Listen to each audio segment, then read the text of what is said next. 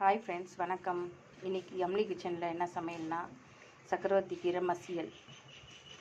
அதுக்கு தேவையானது சக்கரவர்த்தி கீரை, துவரம்பருப்பு குக்கரில் போட்டிருக்கேன், சின்ன கப்பில் ஒரு கப்பு போட்டிருக்கேன்.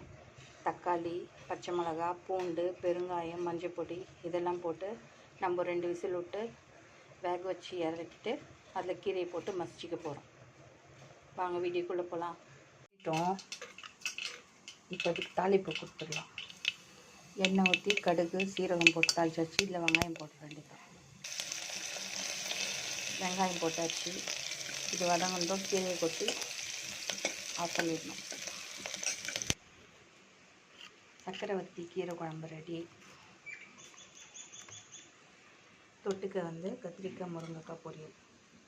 முருங்கைக்காய் பாருங்கள், எங்கள் மரத்து முருங்கைக்காய் நல்லா குழஞ்சிடுச்சு, பீஸ் ஆகிடுச்சு. ஓகே, பாய்.